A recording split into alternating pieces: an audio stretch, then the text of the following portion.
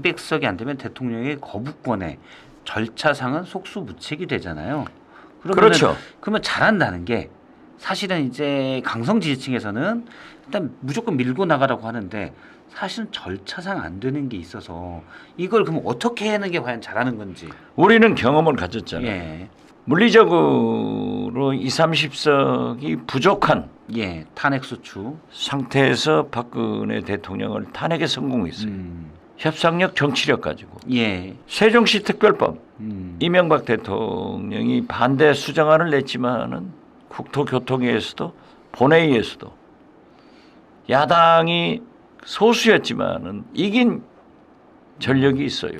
그렇기 때문에 저는 무엇보다도 협상력, 정치력을 발휘해서 민심이 이미 최상병 특검을 요구하고 있기 때문에 물리적으로 8명의 의원만 설득하면 되잖아요. 이런 것을 감쪽같이 해낼 수 있는 협상력, 정치력을 발휘해야 된다. 민주당이 그걸 발휘해야 저는 된다. 그렇게 봅니다. 일부 강성 지지층에서는 이런 얘기도 합니다.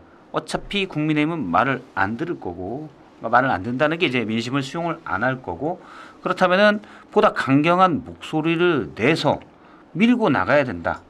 자, 만약에 그래서 대통령이 거부권에서 또 국민의힘에서 8명이 최소한 안 들어와서 최상병 특검법, 김건희 여사 특검법들이 제2요구권이 남편에 부결된다.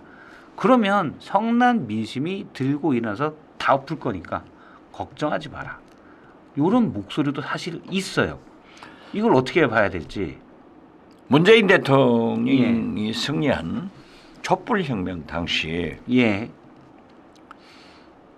탄핵 상정 일자를 12월 2일로 하느냐 9일로 하느냐 이런 것으로 굉장히 민주당, 정의당, 안철수당 갑론을박할 때 제가 안철수당 원내대표였어요. 또 비대위원장이요. 그러니까 당대표 겸 원내대표를 하고 있었단 말이에요. 그때도 그런 얘기를 했어요. 12월 2일 상정해서 부결되면은 광화문에 모인 수십만의 촛불 국민들이 청와대로 밀고 들어가자. 그래서 내가 깜짝 놀랐다.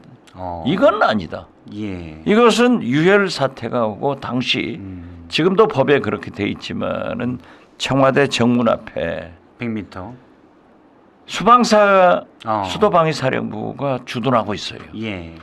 여기는 자동적으로 대응하게 돼 있고 이러면 유혈 사태가 나서 절대 안 된다. 그렇기 때문에 우리가 정치력을 발휘해서 12월 9일 하자.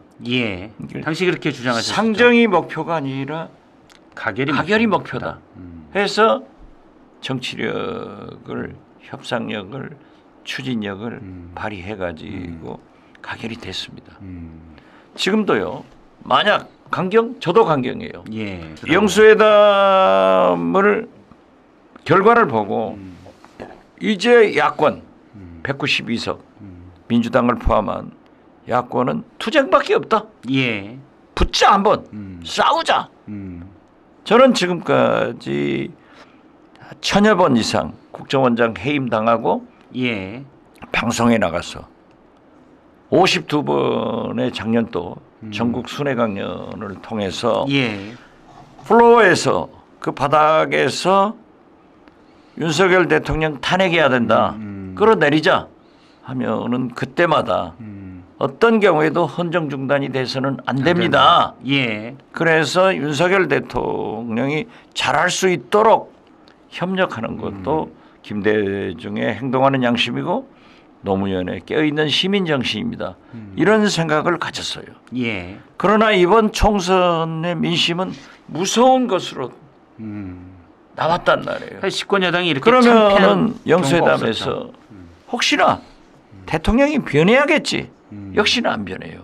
그렇기 때문에 대통령이 변하지 않으면 대통령 중심제에서 할 수가 없어요. 그렇기 때문에 투쟁밖에 없다. 싸우자. 이걸 계속 지금 연 3일째 부르짖고 있는데 그런다고 해서 강경하다고 해서 다 좋은 건 아니에요. 지금 예를 들어 뭐 낫과 곡괭이를 들고 싸울 수는 없는 없죠. 거죠. 네. 저들은 총칼을 가지고 있어요. 많은 경찰과 군인이 있어요. 예. 그리고 이것은 민주주의가 아닙니다. 그렇기 때문에 저는 비록 192석이지만은 국민이 화나면은 예. 민심이 들끓으면은 국민의힘 의원들도 국민들로부터 지역구에 가면 듣기 때문에 찬동하는 의원들이 생긴다. 이걸 좀 설득하고 협상하고 예. 이런 필요성이 정치력이 있다. 필요하다. 저는 그렇게 봅니다. 저도 이제는 말할 수 있다. 그러면 2016년 겨울, 가을, 겨울 촛불 집회가 매주 토요일 광화문 광장에서 있었잖아요. 그렇죠. 그때 그 저녁 특보를 제가 거의 다 했어요. 거의 매주 토요일 했는데 당시 이제 저희 보도 담당 대표가 원장님도 잘 아시는 손석희 보도 담당 대표가 저에게 늘 주문했던 게 있습니다. 당시 광장에 모인 많은 분들이 사실 스마트폰으로 저희 거 특보를 보고 계셨었거든요. 근데 주문했던 게 절대 광장에 모인 시민들이 흥분할 수 있는 그런 멘트는 하지 마라. 사실 어떻게 보면 흥분하고 하면 강경에 부딪히면 그 힘이 다시 가서 일을 더 빨리 할 수도 있거든요. 근데 유혈 사태가 나면 그때 다치고 그때 하는 사람들을 누가 책임질 거냐. 그렇습니다. 그리고 그게 어떻게 유혈 사태가 어떤 방향으로 흘러갈지는 아무도 장담할 수 없기 때문에 특히 앵커가 절대 시민들을 흥분할 수 있는 멘트를 하면 안 된다. 항상 그거를 많이 그때의 주의를 JTBC 네. 역할은 예. 우리 국민들을 감동시켰고 촛불 혁명을 성공시킨 예. 가장 큰 길잡이였죠. 그때의 비사를 하나 들면은 제가 이제 경찰하고 예. 비교적 커뮤니케이션 소통이 되는 사람이었어요. 또 상층부를 많이 알고. 그런데 제가 그때 목포 국회의원이기 때문에 예. 목포를 가는 거예요. 주말이니까. 근데 그날 경찰과 가장 충돌을 하기로 이제 붙어 있는 거예요. 여기서 예. 그 노사모 대표를 한 노혜경 시인이 예. 굉장히 안타까워 가지고 저한테 연락이 왔더라고요. 연락이 와서 경찰 간부들하고 좀 얘기를 해달라. 그래서 노혜경 시인이 저한테 이제 하면은 경찰차에 이제 사람들이 막 올라가고 시민들이 올라가요. 예. 저것은 안 된다.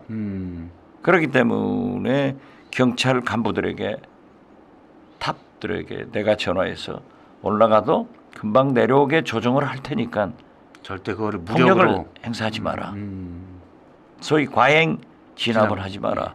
올라갔다가 금세 내려오더라고요. 그게 시민 의식이죠, 그게. 그렇죠. 네. 강경 이것이 된다 하면은 제일 좋죠. 예. 그렇지만은 그것은 법치국가 정치가 아니다. 예. 그렇기 때문에 끝까지 시민들은 그러한 일을 하더라도 정치권에서는 소통하고 타협해야 된다. 사실 촛불혁명이라고 저는 얘기했는데 그 수많은 인파가 모여서 한 목소리를 얘기하는데 질서가 유지되고 폭력이 없고 이거는 정말 우리가 지켜야 될 유산인 것 같아요. 사실 폭력이 나면 어떤 피해자가 생길 수도 있고 시민들도 그렇죠. 그리고 이제 경찰들도 그런 경우가 있어요. 저도 얘기를 들어보면 물론 당시 촛불 시민들의 마음을 다 이해하고 동조하더라도 갑자기 폭력 사태가 벌어서 옆에서 같이 밥 먹던 동료가 맞았어요. 또는 뭐 다쳤어요. 그러면 화나는 게 인지상정이거든요. 경찰은 그렇게 할 수밖에 없고 예. 위에서 지시를 하면 명령에 복종할 수밖에 없지만은 그 촛불 시 저도 이제 매일 매 주말에 이제 가잖아요. 가면 그 수많은 시민들이 바둑판처럼 앉아 있어요. 예. 그래가지고 길을 딱 하나 내놔. 중간에 화장실 다니는 길인 거예요. 예.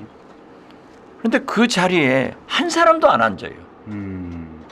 그래서 저도 화장실 가면서 감탄을 했는데 최근에 작년도에 보니까 서희초등학교 예. 여의도에서 선생님들이 여의도 저희 사무실 옆에서